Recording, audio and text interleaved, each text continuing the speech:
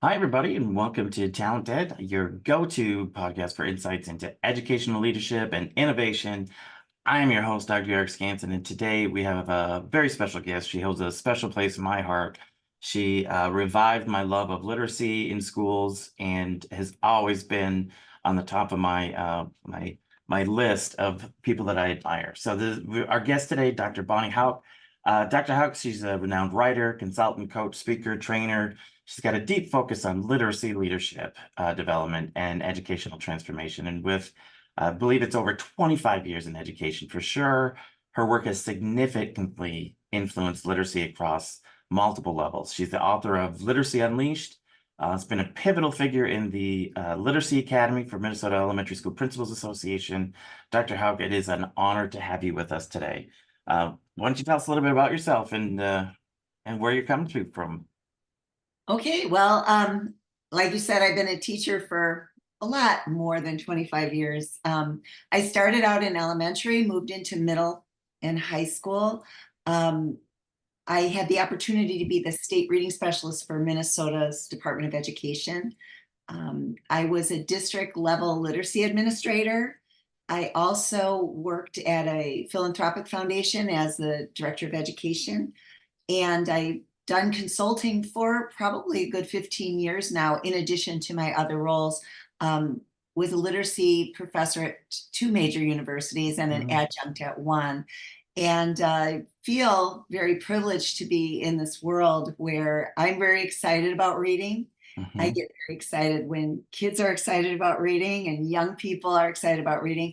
I've spent a lot of time in the past couple of years with secondary kids, trying to get them enthusiastic about reading and writing and talking about reading and just understanding the importance of the cultural connections we get from the books that we read. That is such a great introduction to the stuff that we're going to be talking about today. So I do have a question. Like, is there anything you haven't done in schools? You've probably served lunch. You've probably mopped a floor. You probably put some Band-Aids on. Like, just a staple. And I always love these people that have taught at every level, because it really tells me that they get the art of teaching as well, that they can take those practices and transform them, whether we're working with a kindergartner or we're working with a high school senior who's writing college essays. And I know that you are one of these people, Bonnie. So I can't wait for us to learn a little bit today. Yeah. Let's talk a little bit about some promising practices. Okay. Let's kick it off. Why don't you share with us some of the promising practices that get students excited and engaged in their learning about literacy? Because we got to hook them, right? We got to hook them right away. Absolutely. And whether they're preschool age or high school age or college age, there's just kind of joke around and call it the 3 C's. They need some choice, they need to collaborate, and they need to be coached. And we can also be coached by them in return. So when we allow students to make choices about what they read, and we can provide some opportunities to think about different genres and things, but that they have the final decision making with our guidance, that can really motivate. And it also expands the teacher's capacity to know what do kids like to read at that particular age or grade level. The collaboration piece is huge. And I would say the last 10 years, I've been really, really working on the whole idea of students taking over and leading their own conversations in the classroom. I expressly got interested in that at the college level because I was surprised at the reticence that students had to take risks in conversation. And the colleague who Sandy, that I wrote the book Literacy Unleashed with, she and I did a lot of research in that area. She also wrote a book on it. And so we had a lot of experiences and conversations, and we did research, and she shot video. And one of the things that we really learned is we have some things historically to help us get conversations going in the classroom, but we end up overusing them because they're intended to be scaffolds.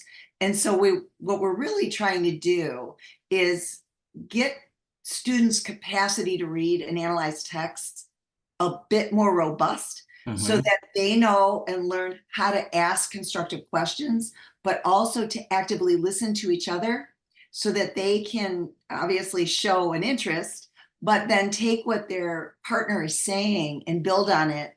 And even when they don't agree, to have evidence from different things that they've read or different experiences they've had, rather than just feelings and opinions. That's when people start to be uncomfortable in disagreements. And then as teachers, instead of us always being in charge, we're coaching. And so we've got that wonderful gradual release of responsibility that we've had since the 80s, and then Fisher and Fry updated it. And their research really shows us that when students have that leadership in the classroom, they really make a difference as far as having rich conversations that move the learning forward for everyone. Well, you're talking about engagement, right? Like, how better to engage and get them to be excited without giving them choice, like by giving them choice, right? And turning the conversation over to them.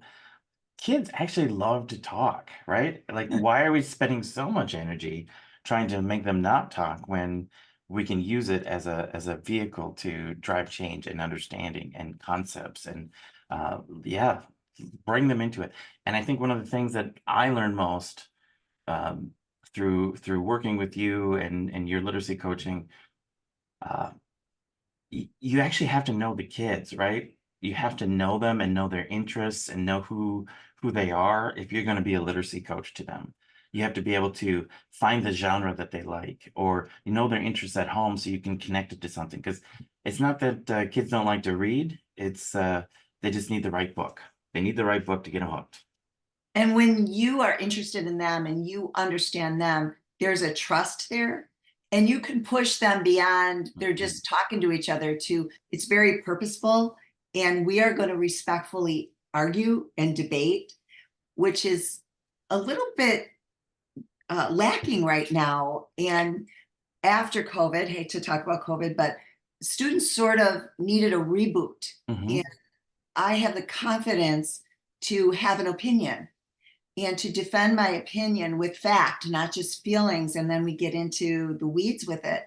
But I can understand how to equip myself with evidence from the text and experience from my life to be able to truly have a collaborative conversation with another person or a group of people and move that learning forward for everyone. Bonnie, I'm intrigued about classroom dynamics, and teachers are masters at this. How can teachers effectively set up these student-led conversations about reading? Like there has to be like a little bit of magic to it around like process or procedures or structures, or tell us without telling us. Okay. Well, and a lot of it depends on how much opportunity you have. So you as a school leader, in my past, when I was at district leadership level or as a coach in a district or in a school, whenever we can create something that has a trajectory. So if I really want student-led discussion to be a critical piece in the learning in, let's just say I have some district influence. When I look at the different grade levels, if I look at preschool in kindergarten, they can't sit in a group of 6 kids and have a conversation. We have to start at the beginning where we give them sentence stems and question stems, and they learn how to respond on their own. And then move into partner conversations. And then somewhere around 2nd grade, maybe 3rd, we add in that 3rd. So then they have triad conversations. And the teacher learns to sort of massage the group to see how far it can expand, so that by the time they're in 5th or 6th grade, you could go 4 to 6 students in a group. But I don't see real healthy groups happening if the groups are larger than 6, even at the high school level. someone always gets lost in the conversation if it gets too large. And so the other piece is, going back to some of the old fashioned ways that we used to do, like lit circles, where everybody Mm-hmm. had this script or job to do. And then it became this very stiff Yeah. practice of turn taking. We can start with that because kids need a little scaffold or crutch to get going. But then we need to trust that they can learn those things. And I think the most critical thing is teaching students how to actively listen. And that goes back to making sure, no matter what grade level you teach, even high school, that you're reading aloud sometimes, Mm-hmm. so that you're expecting students to auditorily hear important content and be able to stop and ask them questions and have them either respond in writing or respond to each other or respond to you. So we're thinking about it, not just I'm a sixth grade teacher or I'm a ninth grade teacher. I'm going to get this conversation skill going in my classroom. We have to talk to each other. We have to trust the PD in our building that we're going to build something together and Mm-hmm. really analyze where all of our students are and how we can build that staircase to that really amazing, rich conversation that kids are capable of having. I just want to summarize because if people didn't catch this, it's super important. You heard Bonnie talk about kindergarten and then first grade and then second grade and expanding as you go up, these incredible strategies. And let's not forget, like strategies are important for teachers in delivering literacy. And what you are talking about is building a system of literacy, a system throughout a whole school so that it's not just one teacher in kindergarten and then maybe another one in fourth grade, because guess what? But if there's a gap between first grade and fourth grade, any progress we're making in scaffolding up is gone. So Mhm. we got to get the whole building on board with these core strategies. Uh, oh And that gosh. whole notion of systems, people really don't always feel warm and fuzzy when we say systems, but our body wouldn't work without the circulatory system, the Hmm. muscular system, the nervous system.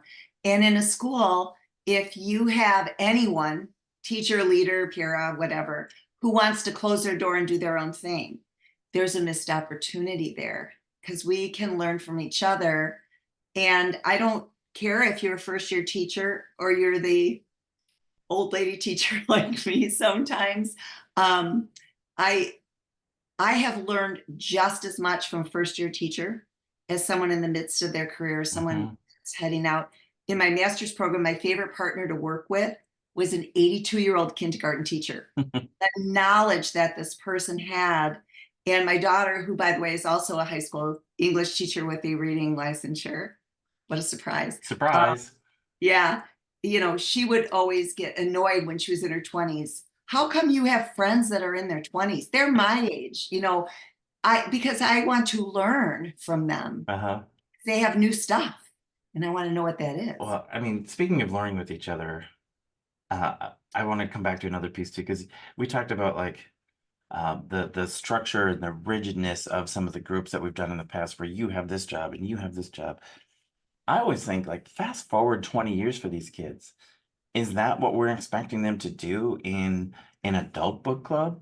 Do we ask adults to write book reports and turn it in to somebody? No, they want to talk about the book. They want to discuss it. They want to talk about the characters. They want to talk about the outcomes. Why can we not trust kids um, with guidance, right? Our job as teachers is to guide them to the spot where their love of books, they're talking about the knowledge, the content is organic and they enjoy it. Um, Absolutely. And it spreads. And if we're talking systems, these conversations are not just in the language arts classroom. If you're a science teacher and you have an understanding of what's going on in the language arts classroom to develop those conversations, mhm, you can bring that into your lab situation. You can bring that into your other learning situations. Math, there's some wonderful ways that you can construct conversation in math, which is probably challenging for some math teachers to think about because it's a different construct of delivery sometimes mhm. with instruction. But I've seen some really great math conversations with kids. Um, even in my biggest challenge of getting these student-led discussions was in the instructional music class. So middle school band. Hmm. And the teacher, lovely teacher, said, Bonnie, I don't think this is really going to work in my classroom. I get where you're coming from. And I said, just bear with me. Let's talk through what's the next piece of music you're going to be learning. And it was called Spring March. And there were no other words on the page except for like pianissimo and all those signature change kind of words and stuff that musicians know that I clearly don't. And I said, okay, have some really clear questions for the kids and have them analyze in small groups to look at this text and say, okay, if I look at the notes, if I look at the signature key, if I look at those prompts that the texts are giving me about loud and soft and fast and slow, what is the mood and the tone of this piece that the composer as the author is trying to convey to the learner? And when he taught the class, I am not a tear up kind of person. I was tearing up. It was beautiful. That is an amazing bridge between literacy and band and utilizing the same strategies. And they had awesome conversations. And then they played the piece and it was phenomenal. And that teacher was sold. He's like, oh my goodness, I get it now. And I have to tell you, Eric, I wasn't 100% sure it was going to work. Yeah. So you have to trust the process that learners want to learn with each other and from each other. Sure. To produce something new. Let's talk about their love of reading. Students, when you see that passion ignite with kids and they get into those books and then they want to know more and they follow an author and then they get into a series, inspiring students to read and discuss their reading is crucial. Give us a hot tip. What should teachers focus on to achieve this? Well, we have to move away from a couple of habits. Okay. Nobody wants to read a book for weeks and weeks and weeks and weeks. Okay. And a lot of times in classrooms and curriculums, we have students reading the same thing for weeks. That can be really difficult. So you need to look at the text and think about, how can I create a mix within this text to speed it along a little bit? So if we want them, let's pick a 4th grade book because of Winn-Dixie. One of my all-time favorite books. Kate DeCamillo is one of our authors, Newbery Award winner. But her book is very similar to some adult books like Fried Green Tomatoes, Mary Jane's House of Curl, things where there are unique people who come together and build a community. And so if you look at the book, and there's some read aloud where the kids listen, some read on their own, and some partner reading, and some little clips from the movie, and you construct that, it can speed up the process so you can actually get through that whole novel very quickly. Or rather than everybody's reading Winn-Dixie, you find other books within that reading range. So maybe one that's a little bit easier of a text, one that's a little more challenging, and you get multiple copies and you let the students choose. And then as they're reading it, different days of the week, you say, okay, you guys get together and you're going to quietly read, but tomorrow you're going to talk about your character and you're going to talk about your character's goal and your character's problem and kind of prompt them in, and they can use Post-its. And then the next day they talk about their book. But then the next day you mix them up and you've got 3 kids reading 3 different books talking about 3 different characters. And they just explode with excitement because they start to see, oh, wait a minute, their characters like mine. And then they want to read the other books. And it's like a sure thing that you want to have extra copies of these books because they end up reading and they get more excited about reading. So I think a lot of it is just mix it up, provide different venues of learning to read from that source, but also shorten it up. And because I think I remember meeting a really great author. I won't say his name, but he writes a lot of books for secondary. And he talks about one novel at a time. And I said, and he's really well known. I said, you got to stop promoting one novel at a time at secondary level for like weeks and weeks. And because that's what they did when I was in high school and I hated it. And I'm a Mm-hmm. reader. And he said, well, we only spend maximum 3 weeks on a book. I said, that's the secret. Mm-hmm. That's why you're successful, because you're actually reading a world lit book or a American literature book with your class and analyzing it rapidly and expecting them to read. And so I think that was an important thing for me, is don't spend too long because Mm-hmm. people get bored. Mm-hmm. Well, and there is a little bit of novelty to not having 30 copies of a book, right? Like if you can get a buzz around it, and you get, like, even if it's a classroom set of 6, I've seen that as a magic number before. It's just you create a buzz around it, and then it's like, well, I get it next, and then kids catch on to that. Like they want to be part of the exclusivity of knowing what happened in this book. So I love that idea of taking your core instructional concept and applying it out into many books. And there's a lot of times where I think, oh, I wonder if we try to do one book because it's a control thing. Like as a teacher, then I can control the content, the pace. Like we got to let go. We got to let go and let kids run wild with it.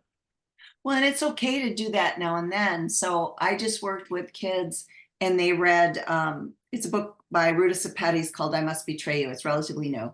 And it's about the Romanian rebellion in 1989. And it's a high school protagonist. Mm, Um, and rather than the kids have to read chunks and answer questions, they read and developed their own questions. And then they would do these little seminars together and they would unpack the questions and they would identify the themes and motifs and all that kind of stuff. But then after that, then they got to branch off into their own book circles. And so it was mhm, like a morph of lit circles, reciprocal teaching, Socratic seminar, you name it. We're taking the best of all these things and we're going to start creating a hybrid of how do we want to talk about these books and how do we want to pace it out.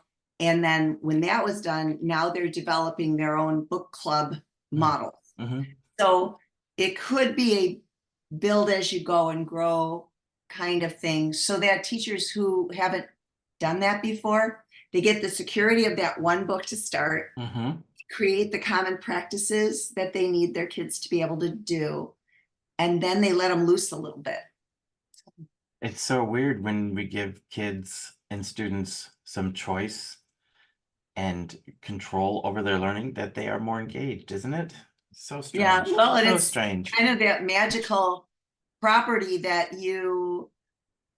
I think young people feel loved and respected when you actually care enough to find out what they want to do. Yes.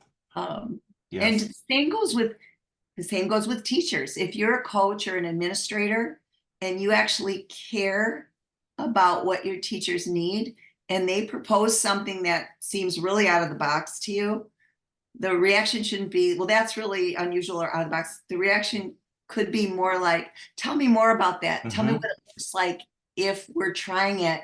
Or how about if you try that in your classroom and collect some research, Mm-hmm. Mm-hmm. the old fashioned action research kind of thing, and be able to come back and tell everybody what worked and what didn't work, and then let the staff brainstorm what maybe we could shift in that effort to make it work better the next time we try it. So Everybody loves to say yes, right? So let's get to a point where we say yes. Let's get to a yes. point where we can say yes. Mhm. This is a quick one, and this is really a great question for Bonnie because I can personally attest to the work that she does with literacy leaders, and the transformation that happens. Uh, so we know that leadership plays a critical role in education, and especially with literacy in schools. What can leaders do to inspire and support their teachers in fostering that vibrant literacy culture throughout the year? Well, I know one thing that I get really excited about when I visit a school and I go in the principal's office, and depending on what level they're at, I see lots of books or things that relate to literature, posters, with younger kids, picture books, stuffed animals, chapter books with like middle and high school, just that they see the principal, the assistant principal, the dean, The Mm-hmm. coaches are readers. They're Mm-hmm. writers. They talk to each other with great respect. They listen to each other. And so we're sort of walking the walk a bit Mm-hmm. more. I also think that sometimes we get nervous. I know it's one of the reasons I never was a principal because it really looks hard. No, it's because it's a little bit easier to be in the classroom, coaching in the classroom, or at the district office supporting the classrooms in the schools. But I think when you're a principal, you've got to be teacher, coach, administrator All of it. extraordinaire, All of and it. comfortable. And the other thing that I noticed in schools that are really thriving with literacy, when the principal walks down the hall, he knows or she knows kids' names, like most of them, if not all of them. Mm-hmm. And a practice that I saw that was really lovely in one whole district is the principal would have lunch with kids regularly and have little meetings with them, similar to a book club, but there was no book, where they would meet with 6 kids for 10 minutes and just, eat a donut hole and talk. Hey, what are Mm-hmm. you up to? And I know that time is short, but oh, that really made a difference to the But it's kids. so rewarding. As a leader in a building, um, especially if you're getting into that principal role, you get bogged down with some of the minutia that happens, right? And we all started as teachers. It just brings you back to like your core purpose.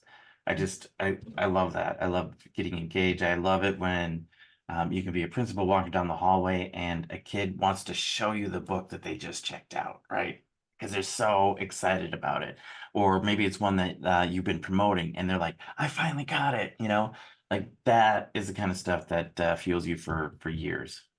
Yeah. And I think there's a lot of power in if you were to spend some time with people in different walks of life and education, if in that conversation they're not excited about being with young people, Hmm. whatever their age range is, if they're not interested in having conversations with that age range, then it's probably not the best fit for them.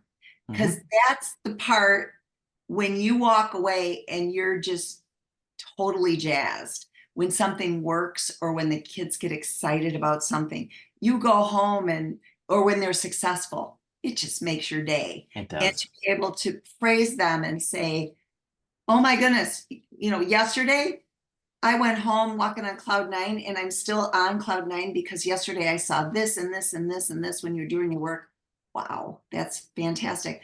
And then the students, they know which teachers and principals and leaders care about them. Hmm. Or sometimes they don't think a teacher or a principal cares about them because maybe they don't know their name or maybe they don't know something about them. It could be something small like, hey, how did your soccer game go yesterday, Eric? Hmm. Hmm. You have a good time? What was the best part of that day? That goes very, very much a long way. So, Connect, connect before correct. Connect before correct. It is a tried and true method with kids. Connect before correct. I got 3 fun questions with you, and then we're gonna wrap it up. So a little bit faster on these ones. We've got okay. when you're not immersed in the world of literacy and education, which you are a master at, what else do you do to unwind? Oh, that's a tricky question. I love to walk and I begrudgingly like to work out. I make my husband go with me because it makes it more fun. I really enjoy gardening, so I'm really Oh, excited that the weather has gotten much nicer. it's Um, time. and I have 3 little grandkids that I love to FaceTime with and How look at the fun. weird stickers they put. Have you ever engaged with a little person on Facebook? The Yeah. conversation's really interesting, but it's mostly stickers and these little visual things that cover their faces. So Yep. I find Yep. that really amusing. If you could have dinner with any literary character, so this could be like, I suppose you could pick out like a biography, right? You could find a real person, you could find a fictional person. Who would it be and why? Oh my gosh, there's so many. Okay. Any could be alive or not alive anymore. I would really like to have dinner with Mark Twain. because somehow Samuel Clemens, Mark Twain, not only did he write really excellent, funny, Mm-hmm. great historical fiction type of things, but he was an anti-imperialist who wrote these phenomenal journal type articles, and yet he was a wit, and his quotes are layered, and his Mm-hmm. capacity to make you think is beyond what you're noticing because you're having such a good time. So I kind of think he'd be fun. Fun. Uh, Last one. What's one book that you believe everyone should read at least once in their life, and it can't be the book that you authored? Oh, well, Because that's, we're all gonna read it anyway after this interview. So. oh my goodness. One book that everybody should read.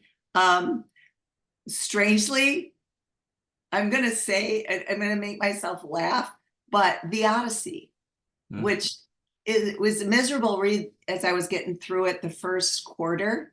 And then once I figured it out and I understood what the hero's journey was all about, I ate it up. But there's not that you'd have to read the actual burdensome text, but even a graphic novel version of the Odyssey. But you need that story and that structure of the story. That's one of the earliest movements from oral tradition to written text to really love how Mm. literature works. But then if you're just looking for something super fun to read, I would say Miraculous Journey of Edward Tulane. So let's go to Mm-hmm. elementary level. I believe every what do you call it? Rehab center should have those books for the people in rehabilitation, because it's the rehabilitation of a China rabbit who's got a really strong, arrogant sense of self, Mm-hmm. becomes a beautiful, loving creature by the end of the story. And that's something we can all learn from. I love her books, by the way. Like, she's just got so many great different, how do you even say it? Well, it's different topics, different characters, and she's not stuck in one.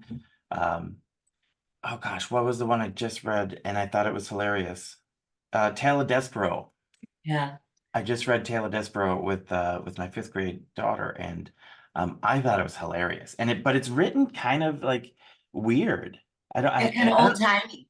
yeah, It's a beautiful read aloud yeah. to read aloud to kids. I actually, my husband's a shop teacher. I got him to read that aloud to his students way back when it came out. I don't know, it's like almost 20 years ago, Yeah, it's like 20 years and old. they loved it. Uh, Hmm. Her ability, Katie Camilla's ability to write, there's a reason why she's won so many awards. But I just talked about her with high school kids today, and I said, we were talking about the fact that if an author tries to put theme and motif and symbol into their text, you're not going to get there. And she had spoken at U of M when I was there, and she was saying that people come up to her and say, "Oh, wasn't the main theme of your story this and such?" Or, "I love this symbolic nature of this and such." And she laughed and she goes, "I just really wanted to write the story that I wanted to write. I wanted Yeah, to write a great story about Despero, about this little girl named Opal, about yeah. this tiny bunny." And that just resonated with me, that when you read a lot, you understand how good writing needs to be, Hmm. and you don't have to think about it. It's like once you learn to swim, you you can vary your strokes and Hmm. stay afloat.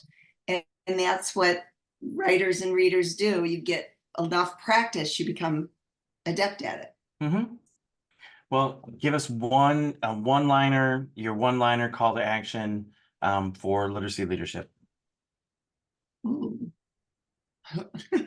Eric, always be open to a good book. Get the pun in there. I Hmm. think that's a good one. Everybody's a reader.